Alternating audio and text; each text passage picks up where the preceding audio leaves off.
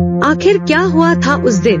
कोई अदृश्य शक्ति थी या फिर बर्फीला तूफान? एक ऐसा सवाल जो 60 साल बाद भी जहन में उठ रहा है। रूस में यूरल की पहाड़ियों में मौत का ऐसा तांडव मचा कि बर्फ में हर ओर लाशें बिखर गईं। मगर करीब 60 साल बीत जाने के बाद भी आज तक पता नहीं चल सका कि आखिर उस रात क्या हुआ था। ट्रेकिंग और कैंपिंग के लिए आए 9 लोगों में से एक भी वापस नहीं जा सका।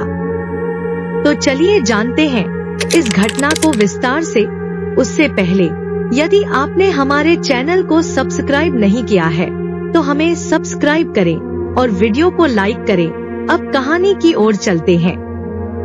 -40 डिग्री टेम्परेचर, बर्फीला पहाड़, उस पर खराब मौसम, तेज ठंडी हवाएं और 9 प्रशिक्षित हाइकर्स। यह कहानी शुरू होती है साल 1959 में यूरल स्टेट टेक्निकल यूनिवर्सिटी में रेडियो इंजीनियरिंग डिपार्टमेंट में एक 23 साल का लड़का जिसका नाम इगोर डायटलोव था। इगोर पहाड़ पर चढ़ने और हाइकिंग में परिपूर्ण था। उसने अपने 9 साथियों के साथ एक टीम बनाई और तय किया कि सब मिलकर एक हाइकिंग एक्सपीडिशन पर ओटोटेन नाम के एक पहाड़ पर जाएंगे। 23 जनवरी 1959 को इगोर और उसके 9 साथी मिशन पर निकल गए। पहले ट्रेन और ट्रक से रास्ता तय करते हुए यह 9 लोगों का ग्रुप विझाई नामक गांव पहुंचा। इसके बाद उन्हें पैदल चलकर चढ़ाई चढ़नी थी। 27 जनवरी 1959 को तड़के सुबह 10 ट्रैकर्स की ये टीम एक्सपीडिशन के लिए रवाना हुई।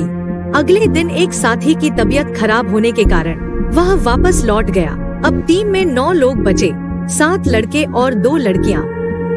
तय हुआ कि ठीक 17 दिन बाद यानी 12 फरवरी को ये लोग ट्रैकिंग पूरी करके विझाई गांव लौट आएंगे। लेकिन 17 दिन बीत गए, वह नहीं लौटे। 25 दिन बीत जाने पर ट्रैकर्स के परिवार वालों को चिंता हुई। ज्यादातर ट्रैकर्स यूरल पॉलिटेक्निक इंस्टीट्यूट के छात्र थे। रेस्क्यू के लिए इसी संस्थान ने पहली टीम रवाना की। इसके बाद आर्मी ने भी अपने कुछ हेलीकॉप्टर्स मदद के लिए भेजे। 26 फरवरी 1959 को जब रेस्क्यू टीम यूरल पर्वत क्षेत्र के उत्तरी हिस्से में स्थित एक पहाड़ जिसका स्थानीय भाषा में पोलाद सियाखल नाम है, जिसका मतलब होता है डेड माउंटेन यानी मृत पहाड़, यहाँ एक पहाड़ी दर्रा है। इसी के ऊपर थोड़ी ढलान वाली जगह पर बर्फ से बाहर झांकता हुआ उन 9 ट्रैकर्स का टेंट मिला। टेंट तो मिला मगर वो 9 ट्रैकर्स यहाँ नहीं मिले। खाने पीने का सभी सामान व अन्य सामान टेंट के अंदर ही रखा था। वहाँ कुछ ऐसा घटित हुआ कि उन्हें अपना टेंट अंदर से ही काटकर बाहर भागना पड़ा। वह भी इतना जल्दी में कि बिना गर्म कपड़े पहने, बिना जूते पहने ही बाहर -40 डिग्री की हाड़ कपाने वाली सर्दी में निकल आए। थोड़ा आगे बढ़े तो नजर आई 2 लाशें। दोनों में से किसी के पाँव में जूता नहीं, शरीर पर कपड़े के नाम पर केवल अंडरवेयर। ये दोनों उसी ट्रैकिंग टीम का हिस्सा थे। फिर 3 और लाशें मिली। इनमें टीम के लीडर इगोर डायटलोव का भी शव था। 5 लाशें मिल चुकी थी। उनकी मेडिकल जांच शुरू हुई। पता चला कि ये 5 हाइपोथर्मिया से मरे हैं। इन 5 में से एक के सिर पर गहरी चोट थी, मगर वो चोट इतनी खतरनाक नहीं थी कि जान चली जाए। करीब 2 महीने की तलाश के बाद एक खाई की सतह पर बाकी 4 ट्रैकर्स की भी लाशें मिल गईं। अब की मिली 4 लाशों में से एक की दोनों आंखें गायब थी, जीभ कटी हुई थी, होंठ का एक हिस्सा गायब था। बाकी 3 भी बुरी तरह जख्मी थे।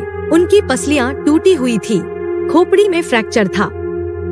मेडिकल जांच से पता चला कि इतने फोर्स के साथ चोट लगी थी जैसे बहुत तेज रफ्तार से कार टकराती है। कुछ और भी अजीब चीजें थी, जैसे टीम की एक लड़की के पाँव में दूसरे टीम मेंबर की जैकेट बंधी थी, एक का ट्राउजर जला हुआ था, एक के शरीर पर किसी और के कपड़े थे। इसके अलावा एक की लाश पर रेडिएशन के भी अंश पाए गए थे। पहाड़ चढ़ने के दौरान कई बार हादसे होते हैं।